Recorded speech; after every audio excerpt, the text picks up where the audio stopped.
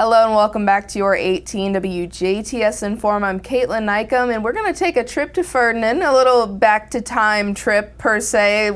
We're going to get into it. I'm not going to spoil too much for you, but today we have two very special guests. We have Joan Knies here from the Ferdinand Branch Library and Randy Mills, which we are going to, you're a man of many different resume type things is what I'm hearing. So we will let you introduce yourself in your own right here in a little bit. But we are super excited to have you both in to talk about today's kind of unique presentation that you guys are involved with.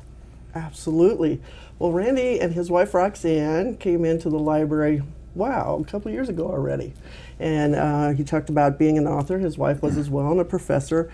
And so we were fortunate to meet, and he's done presentations for us in the past on things like Larry Bird and that type of thing. So we are so blessed and humbled at the library to get presenters in every once in a while to present.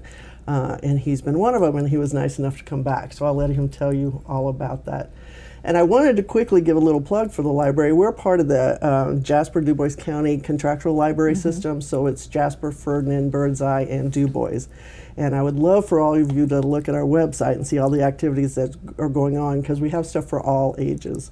And one of our latest things I think you all have talked about on here is our Dolly Parton library. Yes, so love Dolly. And when you walk in, there's a life-size cardboard cutout, so it scares you. But we've had lots of selfies with Dolly. We have a library of things, which people don't always know about, but you can check out anything from a metal detector to games to puzzles and all kinds of things. And I wanted to make sure people know about our online stuff. We were teasing that Randy could tell you about a lot of the books and book recommendations, but not only do we have books, which obviously that's what a library is about, we have things online. So like Libby, our online thing, is where you can get audiobooks and ebooks and things. We have Hoopla, and a new one is Canopy, and that has a lot of movies and things too. So if you don't know about the online things, we have that as well. So without further ado, I'll let Randy talk about why he's coming to talk about. Thank you, and I want to put in a plug about the library.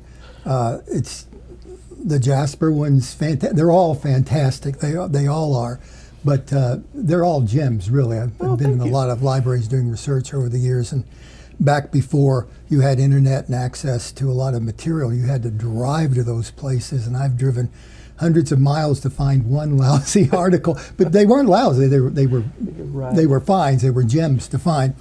A little background on myself. Please. I've lived in many different worlds when it's come to writing and what I write about. I started as an academic when I started teaching at Oakland City University in 1983. Prior to that, I was in Jasper from 73 to 83. Later on, my wife and I moved to Oakland City. At Oakland City, I began doing history writing. My first interests were frontier history, and then I got into military history, different things. I would get bored and I'd jump to something else. A few years ago, I retired, and I wasn't pushed to write about things that would be considered more academically important, and I just discovered basketball again. Sports ball, in my humble, that's my nickname. Everything is sports ball, but you have done the research and you're specifically talking about basketball. Yes. And my own interest in that, I've offered several books, but after I retired, I wrote a memoir of when I played basketball in high school in a small little school in Southern Illinois, one class basketball. We had maybe 100 kids in the high school. My senior year, we had the second longest winning streak in the state. So it was just that excitement of Midwest basketball. And then I come over to Indiana, and I think Southern Illinois had it. It's magic over here. So I thought, as I started looking for things, because I like for people to read my stuff, and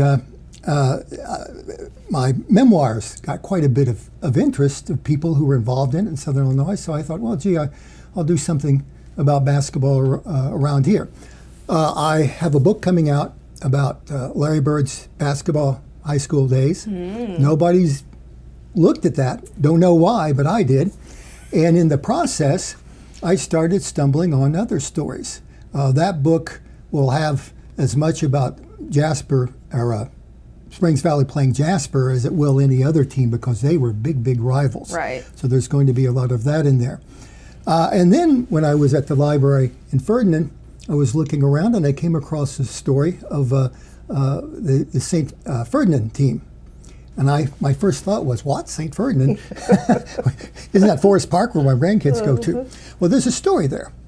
And there's a really interesting basketball story there that is iconic in the sense that it captures that whole spirit of Hoosier basketball, especially in what I call a golden age of basketball, before three-point lines and before class basketball.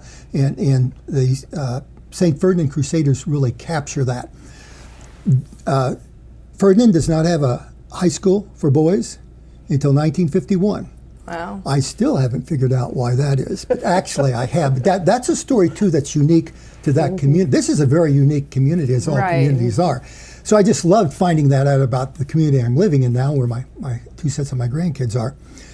So I started looking at that, and the school lasted for 17 years before it went public in '68.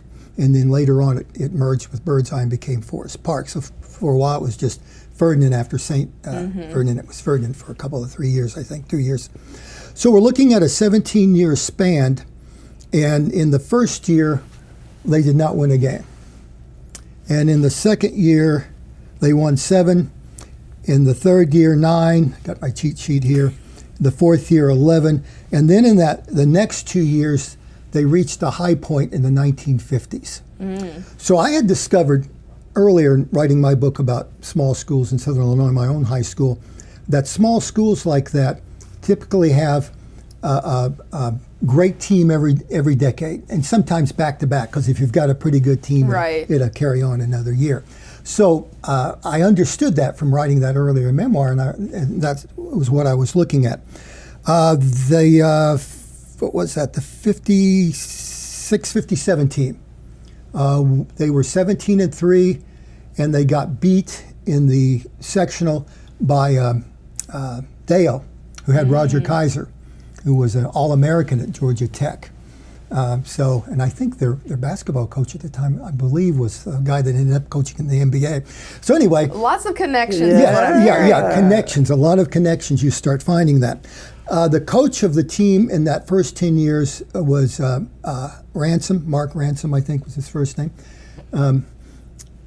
And so that was the 50s. I think when he got out, he saw, gee, there's not much coming up the pike.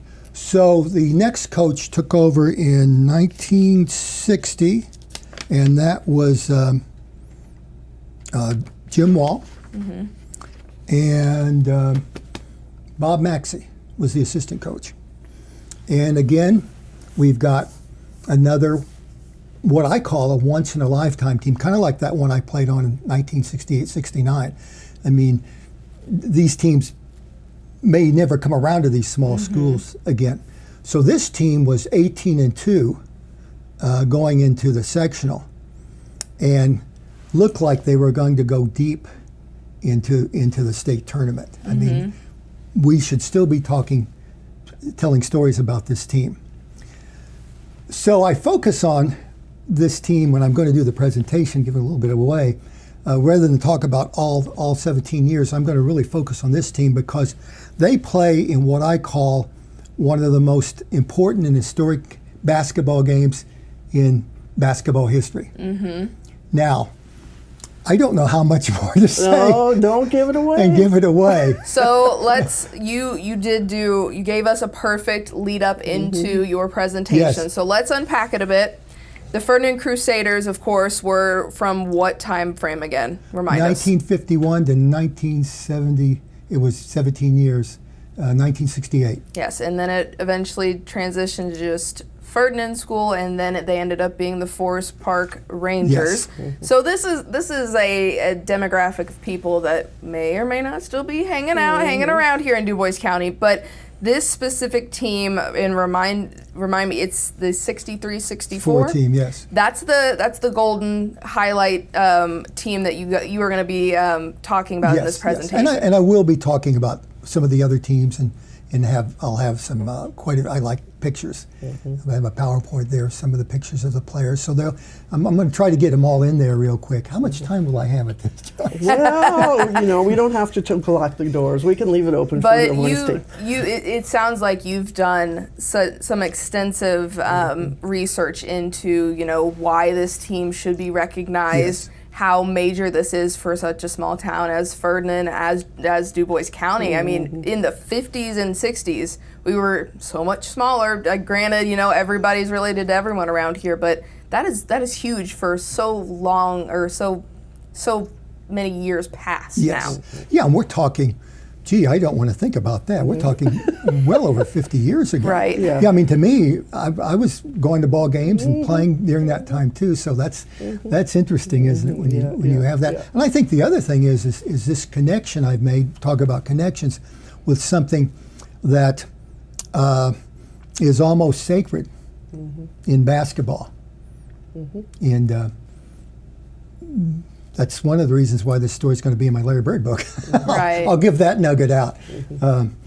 So very interesting. Again, we are purposefully framing up or setting up the game so that everyone comes to this September 12th event at the Ferdinand Branch Library at 6 p.m. Is that right? That's correct. And our initial communication about this, we said September 19th, but then we found out that the community has a Framing Ferdinand meeting that night. So we changed it to the 12th at 6 p.m. And since we've had so much interest, our phone keeps ringing off the hook, people keep calling me, we went to registration. So you can give us a call at 812-367-1671, or you can register on our website, www.jdcpl.us, Jasper Du Bois County Public Library.us. And if we get too full, our community room holds quite a bit. We might be able to twist his arm into doing another presentation. But we'd love to do that. Yeah. This is something I think for the community. When my wife's a writer too. In fact, she's got an adolescent book coming out on Larry next year. But this is the things that when we move to different communities, we like to share because people don't know, how valuable their stories are. And so kind of a gift to the community here for that. So that is excited wonderful. about it. And I know that you had mentioned registration, but is this event free? Absolutely. 99.99% of our things do not cost anything. In fact, I can't think of anything at the library that costs anything. But yes, it's absolutely free. We love to do that. And when he talks about history, he does spend a lot of time in our genealogy department as well, and has donated some materials and things in there. So I didn't mention that earlier. We have a wonderful genealogy department. And when he talked about having to drive, we can actually research things online with newspapers.com and some of those things. So that's been a blessing too. I am a first-hand account of doing some genealogy research with the library, and it is very easy. Yes. Granted, we do not want to downplay all of your hard work and dedication to your research findings, because I mean that is super important. And again, I cannot highlight how I want to say selfless it is for you to lift these stories up where they might get overshadowed or not recognized, no matter how long ago it was. Everything. Noting these historical events is very, very important. Yes. I look at it as putting the baby boomers to bed, sort of, because this is what we're looking at when you look at those. That date especially is considered when the baby boomers are starting to move to the high school level, and of course later to Vietnam and so forth. So it's an act of love for me to talk about my generation, and Southern Illinois basketball and Indiana is so much alike. It's like going back in a time machine to a time I enjoyed a lot. So. Definitely putting the southern Illinois and Indiana history on the maps per se. Yes. Did we miss anything from either of you that you want to make sure to mention? Because this event, it's coming up, it's right around the corner, but at the same time, it'll be a perfect evening out to hopefully have someone learn something new, or maybe go down memory lane if they were involved. There's a lot of possibilities, and I mean the audience you're trying to reach is anyone and everyone who wants to attend, right? Yes. Absolutely. Any sports enthusiast. I just keep thinking of the movie Hoosiers, and I'm like, this should be a movie, but maybe that's the next project. We might know a few people who would be interested. Yeah, there you go. You write us a script, screenplay? There you go. There you go.